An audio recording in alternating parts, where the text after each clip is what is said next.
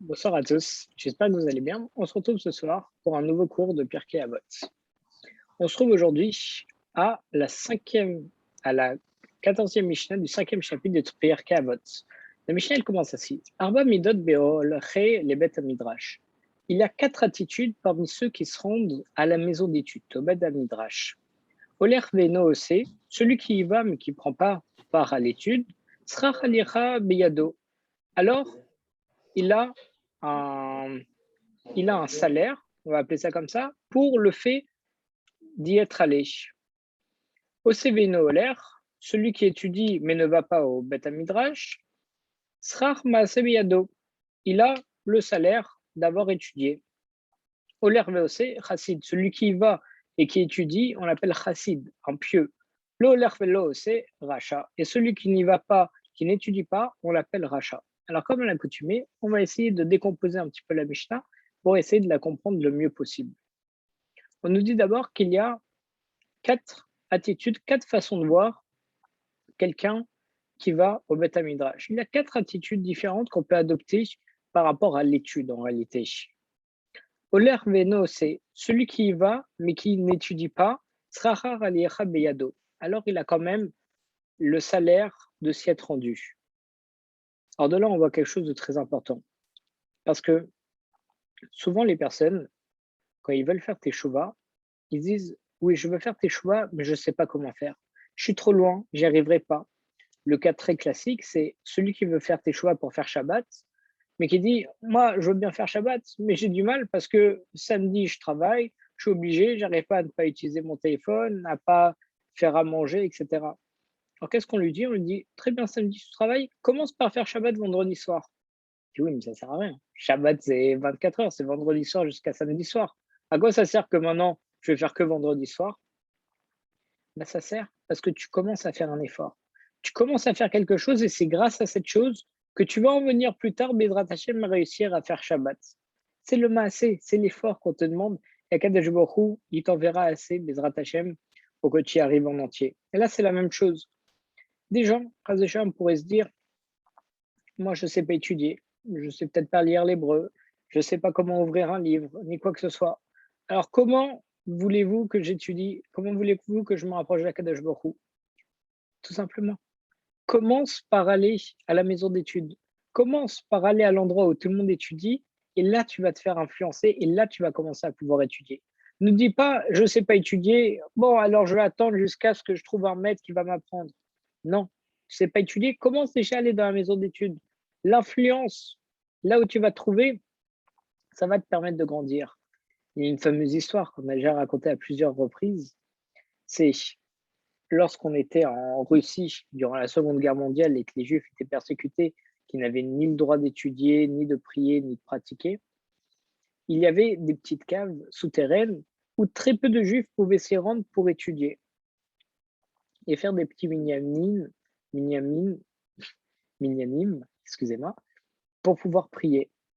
Et un jour, dans une de ces caves, où il n'y avait que très peu de personnes, il y avait un homme qui était assis là, qui savait ni lire, ni étudier, ni quoi que ce soit. Il était assis là toute la journée. Alors, ceux qui s'occupaient de la cave, ils allèrent le voir en lui disant, écoutez, monsieur, il y a de grands rabbinim qui rêveraient que d'une seule chose, c'est de pouvoir venir, mais les places sont restreintes. Et vous, bon, vous êtes ici, vous ne savez pas étudier, vous ne savez même pas lire. Vous ne voulez pas laisser votre place à quelqu'un d'autre, s'il vous plaît? Et il refusa. Il refusa et il appuya son refus en leur racontant une histoire qu'il a vécue. Il leur dit qu'un jour, il se trouvait dans un pub, dans un bar, un café, et à côté de lui, dans la table juste à côté, il y avait 2 hommes qui conspiraient contre l'État.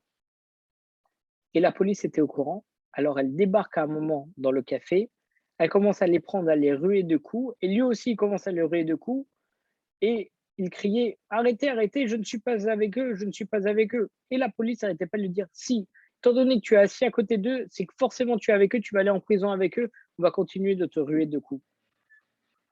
Il a dit qu'à partir de ce moment-là, il a compris que lorsque tu te trouves à côté d'un groupe, alors tu es considéré comme dans ce groupe parce que tu es influencé par celui-là. Il a dit c'est pour ça. Aujourd'hui, je ne sais pas peut-être pas étudier, mais au moins je reste à côté de vous. Parce qu'en restant à côté de vous, je vais avoir un peu du mérite que vous avez. Vous allez m'influencer. Peut-être qu'un jour, j'arriverai à étudier. Et c'est que comme ça que je vais pouvoir augmenter. Là, c'est la même chose. On pourrait dire, bah, celui qui vient dans une maison d'études mais qui étudie pas et qui fait rien, il n'a aucun salaire. Ça sert à rien qu'il reste chez lui. Non, pas du tout. Le fait d'y être, déjà, c'est une mitzvah. On reçoit un salaire pour ça. Ensuite, on a un autre cas, une autre mida. C'est Oseveno Oler, Srar Maseh Biado, celui qui étudie, mais qui ne va pas dans la maison d'études, alors il a le mérite d'étudier. On se pose la question, pourquoi nous dire ça? Celui qui étudie, c'est très bien. Pourquoi est-ce qu'il aurait besoin d'aller dans une maison d'études où tout le monde étudie? Si tu peux étudier tranquillement à la maison, tu te prends pas la tête. Bien entendu, cette question, elle se pose parce que dans la suite de la Mishnah, on dit Oler veose chassid. Celui qui va et qui étudie, c'est appelé un chassid, un homme pieux. Là, on ne comprend pas. Qu'est-ce qu'il y a de si flagrant pour que lorsqu'on y aille et qu'on étudie, on est appelé pieux? Et si juste on étudie à la maison, alors on n'est pas appelé pieux, on n'est pas appelé chassid. Parce qu'en réalité, ça reprend toujours l'idée de l'influence et du makom. Lorsque je vais étudier et que je vais être avec d'autres personnes, alors je vais pouvoir partager mon savoir, je vais pouvoir poser des questions à des personnes, je vais être en même temps dans l'enthousiasme général, ça va bouger dans tous les sens et ça va me permettre d'être encore plus besimra, d'être encore plus en joie et de pouvoir retenir encore plus tout ce qu'on dit. C'est pour ça qu'il faut aller dans la maison d'études. Il faut avoir un temps fixe. Quand on est à la maison, on étudie, mais on regarde aussi ce qu'il y a sur notre bureau. Moi, le premier. Et on touche une petite affaire avec la main. Puis on prend quelque chose d'autre. Après, on se dit, ah, bah, j'ai faim, allez, je vais me faire un petit sandwich. Comme ça, j'aurai plus de force pour le limoud. En réalité, on va se faire un sandwich pendant 30 minutes. On va commencer à faire n'importe quoi sur nos téléphones pendant ce temps. Et, Kras de Shalom, ça amène à du bitulzman, à de la perte de temps en vain. Et donc là, c'est pour ça qu'on nous dit, si tu étudies à la maison et que tu ne vas pas en maison d'études, bon, tu as le salaire d'avoir étudié. Mais par contre, celui qui va à la maison d'études et qui étudie là-bas, alors là, c'est appelé un homme pieux. Parce qu'il va pouvoir aider les autres. Les autres vont pouvoir l'aider. Ça va être un engouement général. Et comme ça va être extraordinaire. D'ailleurs, il y a une phrase un jour qui m'a marqué au collège de ma synagogue, la Rachichoul. Il y a un avraire qui nous a dit, vous connaissez la différence entre les bibliothèques et les yeshivot, les collèges? On a dit non. Il a dit, les bibliothèques, c'est un endroit mort et les yeshivot, c'est des endroits vivants. Bien pourquoi? Regardez, dans les bibliothèques, tout le monde se tait. Il y a un silence. On ne veut pas de bruit. Comme Chazechem dans les cimetières. Par contre, dans les yeshivot, ça parle dans tous les sens, ça crie parce que la Torah, elle est vivante. Et on rend tout ce qu'on fait vivant. C'est pour ça qu'on crie, qu'on parle, qu'on se dispute, qu'on discute, qu'on rigole, Vraiment, on a de l'engouement lorsqu'on est dans la maison d'études et lorsqu'on est avec tout le monde. Lorsqu'on est seul, bon.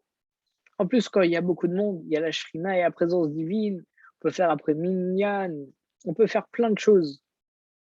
Et on peut demander au Rosh Yeshiva, au Rav, on peut poser des questions et on peut toujours augmenter et apprendre de nouvelles choses plutôt que lorsqu'on est seul. Et bien entendu, la Mishnah, elle finit avec le dernier cas. Lo oler velo ose racha. Celui qui ne va pas à la maison d'études et celui qui n'étudie pas, c'est appelé un rachat. On a l'impression que c'est facultatif. C'est évident. Oui, c'est un rachat. Pourquoi est-ce qu'on nous apprend ça? Parce qu'en réalité, on aurait pu se dire, le limoud, c'est facultatif. Je ne suis pas obligé d'aller dans les maisons d'études, je ne suis pas obligé d'étudier. Du moment que je fais les mitzvot, ça va. Non. Là, on nous apprend que celui qui ne fait pas ça, c'est un rachat. Un rachat, c'est quoi? C'est un impie, un homme mauvais qui ne respecte pas vraiment Torah ou mitzvot. Oui, mais si je fais juste pas ça, je peux quand même respecter la Torah. Ben non, parce qu'en réalité, c'est en étudiant qu'on va commencer à comprendre la Torah, qu'on va commencer à se rapprocher d'Akadosh Baruch Hu. C'est comme ça qu'on peut connaître Dieu et se rapprocher de lui, c'est mamash en étudiant. C'est pour ça que c'est appelé un rachat, celui qui n'y va pas et qui n'étudie pas, parce que ni il essaye de se rapprocher en se trouvant à la maison d'études comme celui, Oler Veno, qui y va et qui n'étudie pas. Donc, ni il est comme ça, ni il a des connaissances comme celui qui est au Veno Oler, qui étudie, mais qui ne va pas dans la maison d'études. Et c'est pour ça qu'il l'appelait rachat. Parce qu'en réalité, il ne veut pas se rapprocher de Dieu. Il ne fait pas d'effort, il ne fait même pas l'effort d'y aller pour pouvoir évoluer et augmenter.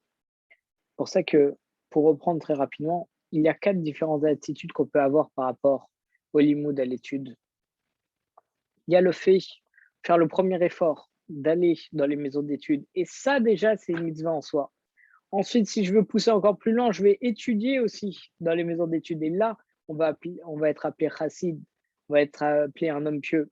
Si j'étudie que à la maison seul et que je ne vais pas dans les maisons d'études, mon salaire, il est moins grand que si j'y allais et que si j'étudiais. Mais j'ai quand même le salaire de l'étude. Et c'est extrêmement important d'y aller, d'étudier, au moins de faire un petit effort tous les jours, un petit moment, se fixer une heure de limoud si possible, voire moins, mais au moins se fixer quelque chose. Par exemple, faire une halakha Moshe Sinaï, c'est une halakha qui a été donnée depuis Moshe au Mont Sinaï directement, donc ça a une grande force probante. Le fait de faire le Shtemikra Ve'achat Targum, c'est le fait de lire chaque semaine toute la paracha 2 fois et une fois en traduction, en Targum Onkelos normalement, en traduction donnée par Onkelos.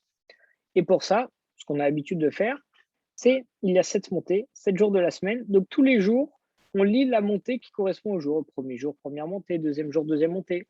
Et on la lit 2 fois avec le Targum. Et rien que ça, déjà, c'est du limoud, c'est de l'étude. Donc rien que se fixer ça après la tfila, ou bien au moins faire les télim du jour après la tfila, au moins faire le Sefer HaMitzvot du Rambam. On a les versions abrégées par les Chabad, par exemple, où ça fait vraiment 2 lignes. Et en 2 lignes, au moins, j'ai fait mon petit limoud. J'ai appris la mitzvah du jour, selon le Rambam. Et rien qu'avec ce petit limoud, Bezrat Hashem, on peut avoir un grand salaire parce que c'est toujours les petites gouttes d'eau qui, à la fin, vont pouvoir fondre la pierre, même si elle est très dure, même si c'est un roc, en faisant petit à petit, on finira toujours par le fendre en deux. Chazak ou tout le monde.